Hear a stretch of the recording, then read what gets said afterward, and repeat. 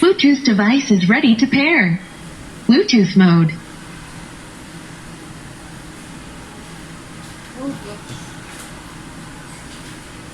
Paired successfully. Ano model sir? Samsung, Xiaomi, F7.90, 10.90, 13.90. Ano pinagmamahal? Pag sa Samsung sir, 7.490 na din. Oo, pag Samsung. Wala yung case out. Pag taser ko sir, hindi talaga nalalabas sa namin. Ito na yung pinakamabala ng stock sir, no? Ah. 7. Kung gusto mo sir, ibang brand. Meron namang ibang brand dito. Ito, 439. Tech na yun sir. International brand din yan. Infinix, meron 429. Pati siya sir, ito. Pag nag-case out mo dito, ano sir? Outdated yun. Mga latest na kasi yung application ngayon. Pag in-update mo yun. Yung mga ganyan, mga Android. Natin ano sir? Oo. Ano po? Ayos mo yung Oo sir. Lahat naman halos na nangyalabas yung spot ng Razer. Nakakain sa maganda ka mo. Kasi ayun yung gusto na rin ako. Paano na ako? Ganda ka mo. Gusto mo mag-update ko. Gusto ko kasi pwede mo gusto ko na ako sa kasi ko. Kasi nakalinis ka rin sir. Ito yung tubig lang yun sir. Ito, mga 429. Kung may valid ka lang sir, ito, type 499, 464 ka, tapos pwede mo yung start mo, 64 ka, yung sir, ito lang. Uwi sir, alam ito lang yun sir. Oo, parang yun. Kung naglalaro ko sir, like mga mobile games, recommended yung natin. Ano sinunod na? Oo, kagaya naman sir, wala naman ba? Kung i-offer mo yung Zero Mobile or ng phone, so kayo natin. Oh,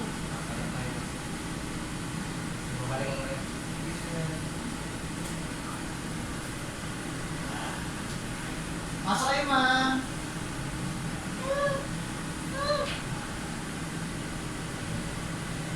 Wala ako turun ako sir. Sir. See.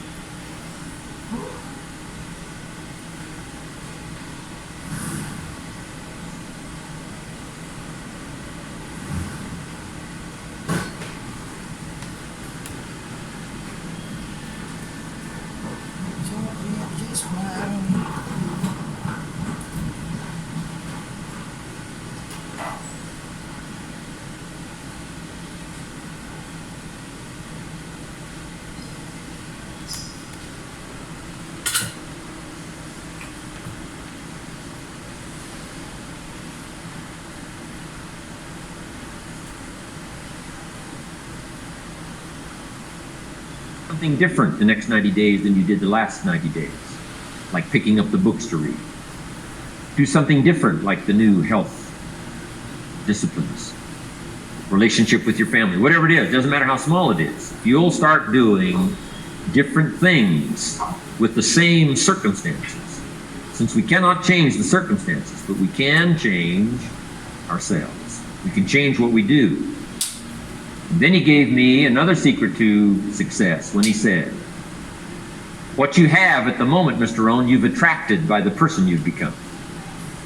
What you have at the moment, you've attracted by the person you've become. Few little simple principles here. Once you understand these, it starts to explain so much. Now, sometimes it's a little tough to take, blaming yourself instead of the marketplace. Taking responsibility instead of putting it off on someone else. That transition sometimes is a challenging mission. And this one was a little tough for me. He said, Mr. Rohn, you've got pennies in your pocket, you've got nothing in the bank, the creditors are calling, you're behind on your promises. He says, here's how that occurs. You've attracted, up until now, you've attracted the things to you because of the person you've become. Now I said, well, how can I change all that? He said, very simple. If you will change, everything will change for you. You don't have to change what's outside. All you've got to change is what's inside. To have more, you simply have to become more. And then he said, don't wish it was easier, wish you were better. Don't wish for less problems, wish for more skills. Start working on yourself, making these personal changes. And he said, it'll all change for you. Shoaff said, here's the secret, Mr. Rohn. Learn to work harder on yourself than you do on your job. Once I got that, it turned my life around. Learn to work harder on yourself than you do on your job.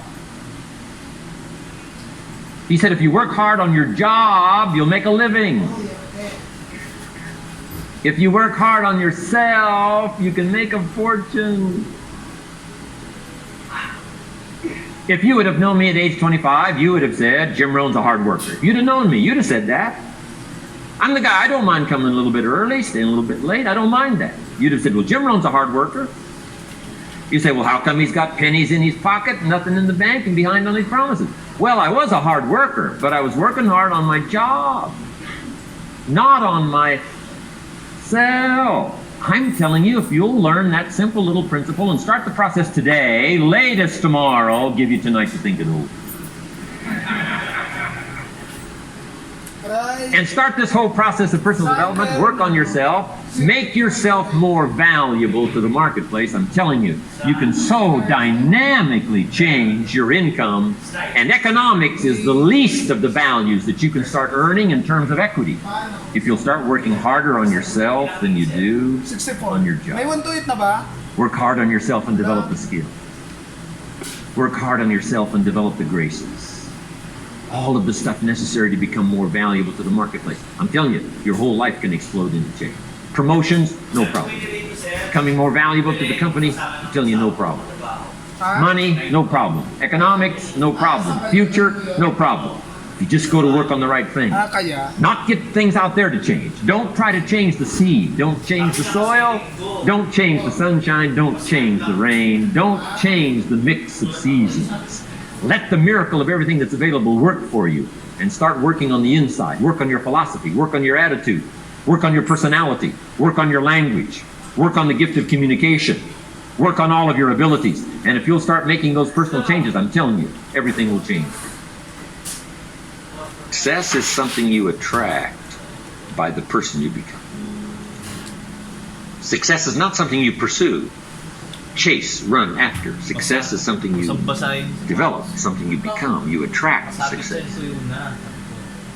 So the whole key to unlock all the treasures, whether it's economic treasures or spiritual treasures, financial, social, personal, every way you can possibly think of, is by your own personal development. And then he added one more, which is so important, and it's probably worth the price of the seminar. Here it is. What you become is much more valuable than what you get. What you become is much more valuable than what you get. The major question to ask on the job is not what am I getting here.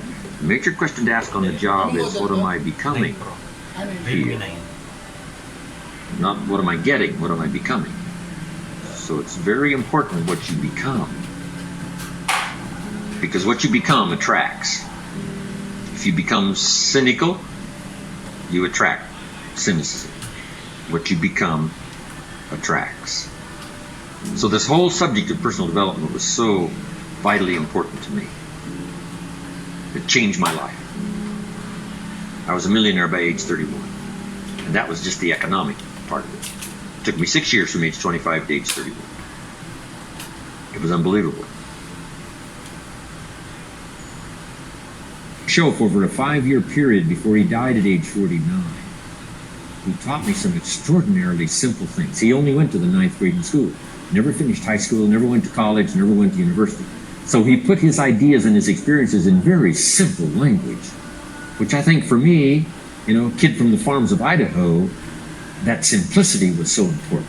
Because if it would have been technical, I'd have missed it. If it would have been mystic, I would have backed away. But it was just basic, blunt, ABC, familiar stuff that I hadn't thought of before. And he did start to remind me, and those ideas changed me. Mr. Schoaf was the one when I said, this is all they pay. He said, you've been working 6 years, Mr. Owen, how come you're not doing better? Mamaya pa naman. And I said, this is all the company pays. He says, well, that's not true. I said, no, this is my paycheck. This is all the company pays. He said, no, this is all the company pays you. I thought, that's a new way to look at it, right? He said, doesn't the company pay 2, 3, 4, 5 times this amount to other people? I said, well, yes. He said, well, then this is not all the company pays. It's all they pay you. And if you qualified, wouldn't your income grow 2, 3, 4, 5 times? I said, I suppose. So he said, we don't have to work on the company. We have to work on you. See, that was the beginning of what he called the phrase personal development. I told him things cost too much. He said, no, you can't afford them. I thought, well, that's a new concept. I hadn't thought about that. We put some of the valuable things on the high shelf, so you can't get to them until you qualify. If you want the things on the higher shelf, you got to stand on the books you read. Every book you read, you get to stand a little higher so you can get the things on the higher shelf. See, I learned those concepts. It was so incredible. And here was the most important one. Success is something you attract by the person you become. See, that phrase changed my life. Success is something you attract by the person you become. Success is not something you pursue. It's like chasing a butterfly, you can't quite catch it. Success is something you attract by becoming an attractive person. See, those were new concepts to me. I'm just working hard trying to make a living. Here's what he said to me. This changed my life. I got a chance to teach this in Moscow and across Russia. 3 visits, now the 4th. Here's what Schoaf taught me. Profits are better than wages. Nobody taught me that in high school. Nobody taught me that. I went to 1 year of college. Nobody taught me. Profits are better than wages. Wages make you a living. Profits make you a fortune. And how could you work on both a living and a fortune? He said, well, you could start part-time working on your fortune while you're working full-time on your living. I thought, wow. Now, he said, it's fun to get up in the morning. Not just getting up, go to work to pay the rent,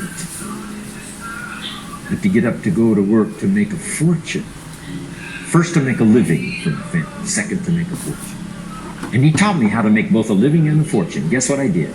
I learned how to make both a living and a fortune. And I found out anybody could do it once they get the information. And at age 25, I started receiving this extraordinary information. Here's what he said. Your income is directly related to your philosophy, not to the economy. I thought, no one ever told me that. I kept hoping the economy would change. He said, no, your philosophy has to change. I assured him that I had my fingers crossed. He said, that won't help. Then what could I do to change my income and multiply it by 2, by 3, by 5, by 10, and then multiply it by 10 again? What could I do?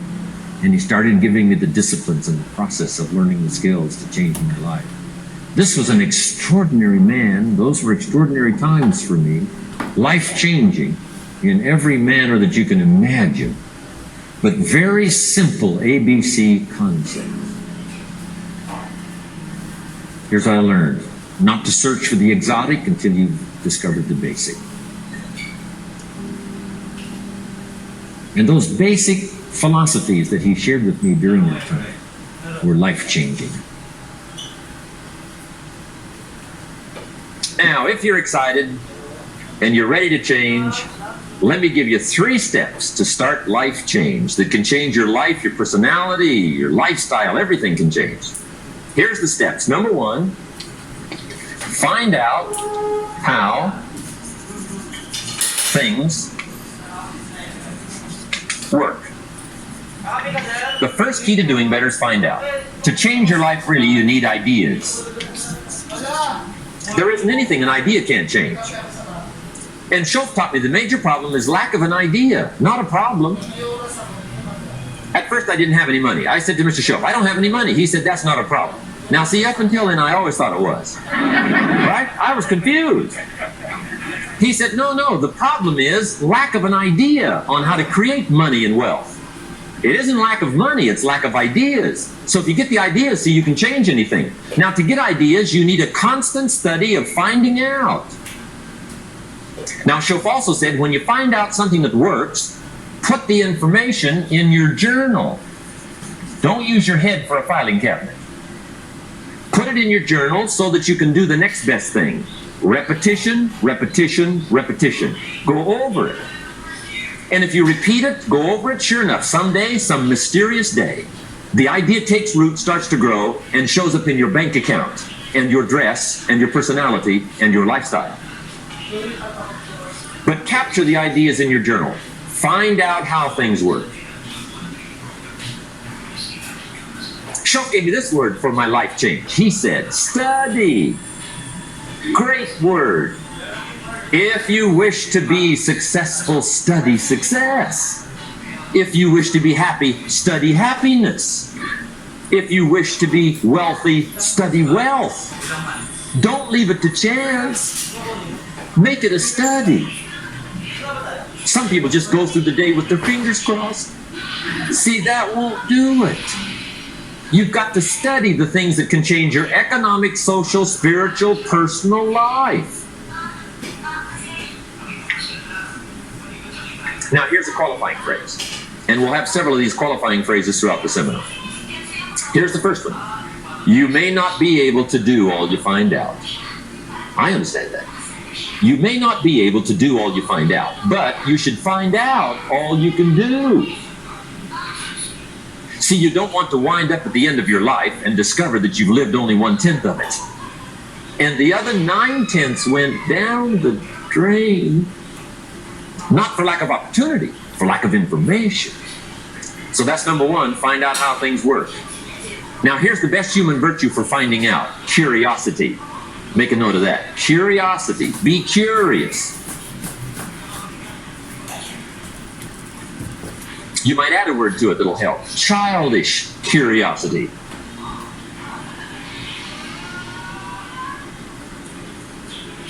What will kids do if they want to know something bad enough?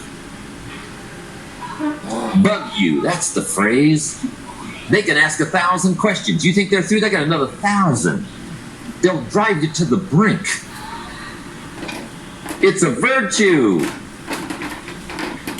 When you gotta know, be like a child. Now, if you're curious, let me give you 3 ways to find out how to change anything. Any life direction, any dimension. Here's 3 ways to find out how to change anything. Number 1 is to read. Become a good reader. All of the successful people I know and work with around the world, they're all good readers. Curiosity drives them to read. They gotta know. They just read.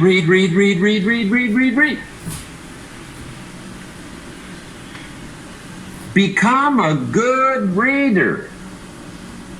Now that's my opinion. Listen to the other lecturers and listen to me and make up your own mind. Don't be a follower, be a student. Okay? I say, really, for life change, you gotta read. One way to learn is from your own experiences, but another way to learn is from other people's experiences. See, one book might save you 5 years if you read it. Did you know there's books on how to be stronger, more decisive, be a speaker, be a leader, have a better effect on other people, develop your personality? Did you know there's books on that? And people don't read them? How would you explain that? And they can read. Did you know that hundreds of successful people have written their stories in books and they wrote down how they did it and people don't read it? How would you explain that? The guy's busy, I guess. You know, you get tied up. The guy says, well, yeah, you work where I work. By the time you struggle home, it's late. You got to eat a bite of supper, watch a little TV, get to bed. You can't sit up half the night reading, and the guy's behind on his car payment. Good worker, hard worker, sincere. But you got to be better than sincere and work hard. Otherwise, at the end of your life, you'll wind up cold, stony broke. You got to be better than a good worker. You got to be a good reader. My opinion. Now, you don't have to read half the night. Okay? Although if you're broke, that's not a bad place to start, right? Get on with the cure. But put this in your notes, 30 minutes a day. Just devote 30 minutes a day to reading. Stretch it to an hour if you can.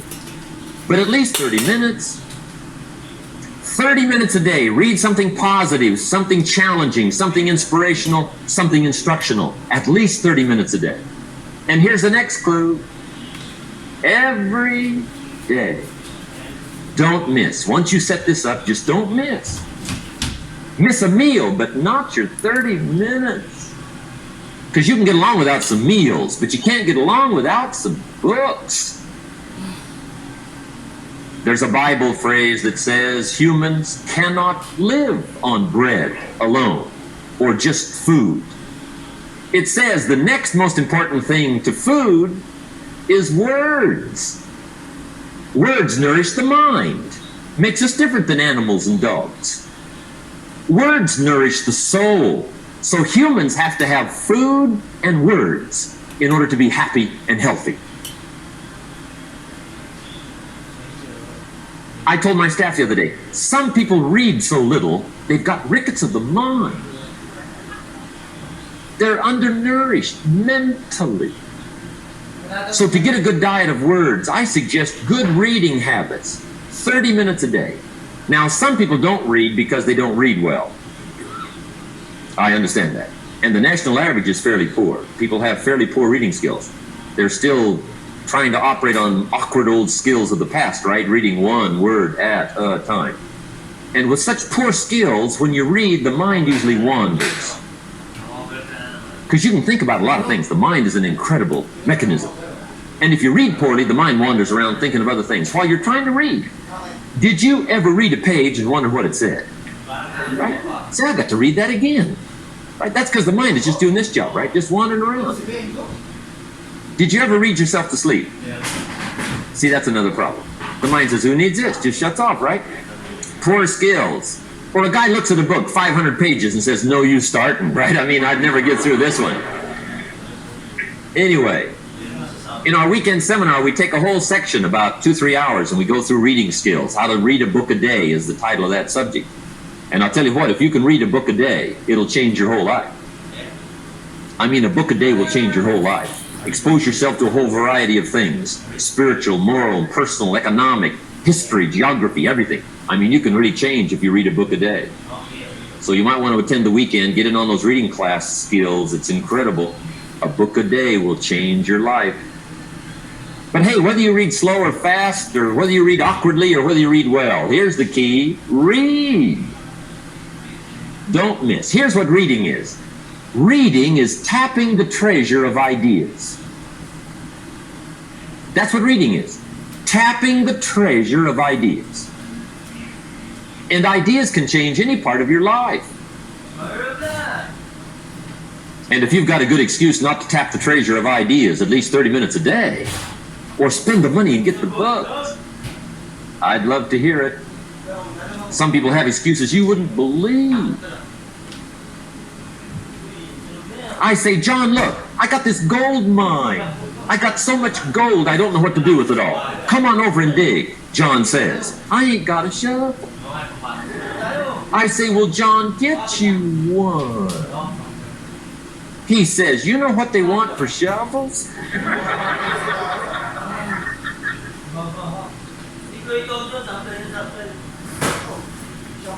Let me give you the 2 books that started my library at age 25. My library now is worth many, many, many thousands of dollars, but it started with 2 books. Mr. Schoaf recommended these to me, got me started. Schoaf said, become self-educated. He said standard education will get you standard results. And you can check those numbers and see if that's what you want. But if you want to go beyond that, you now have got to become self-educated. So he got me started on my library. He said one of the ways is to build your library. Now I had a Bible, right? That was 66 books, so that's a pretty good deal. But here's what else he recommended. He said, number one, get the book Think and Grow Rich by Napoleon Hill. Think and Grow Rich, if you don't already have it. The title should intrigue you. Think and Grow Rich. I found that book in a secondhand bookstore. I paid 47 cents for it. I've still got it. It's one of the rare hardback covers. I read it several dozen times. Shoaff taught me repetition is the mother of skill. Some of the ideas in that book helped to change my life.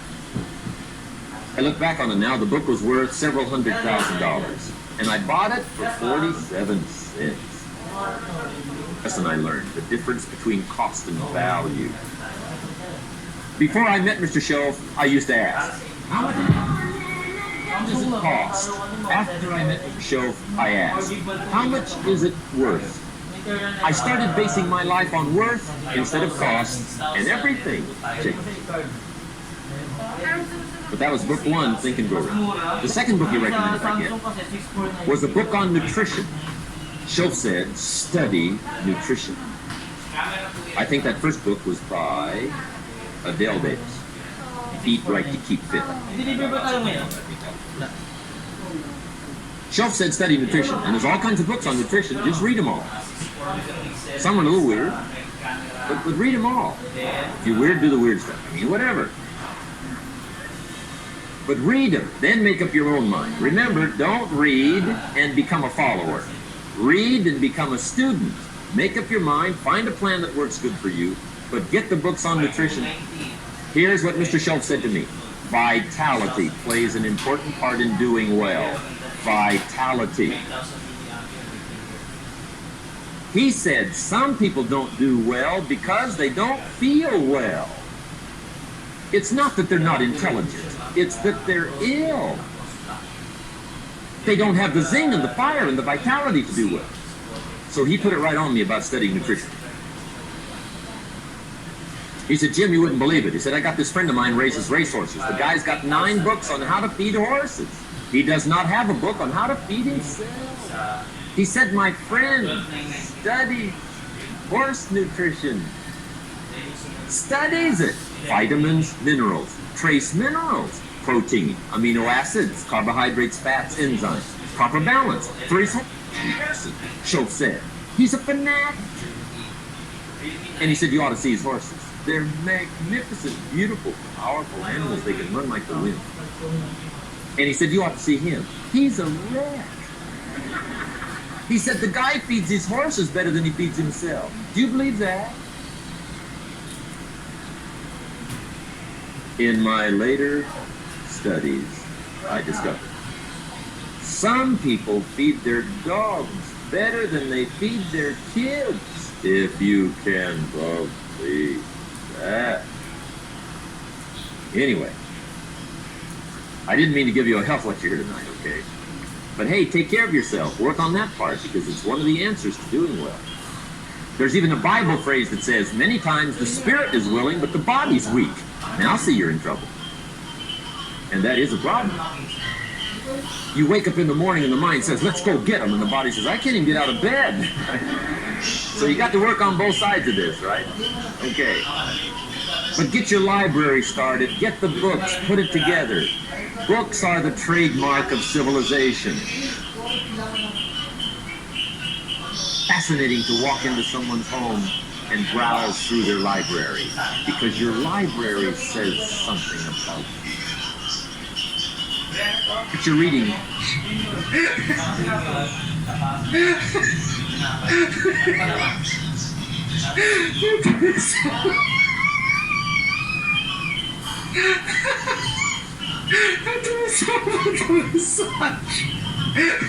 Together. Very important. Here's the second way to find out how to change your life. That's to listen. Woo! Get around successful people and listen.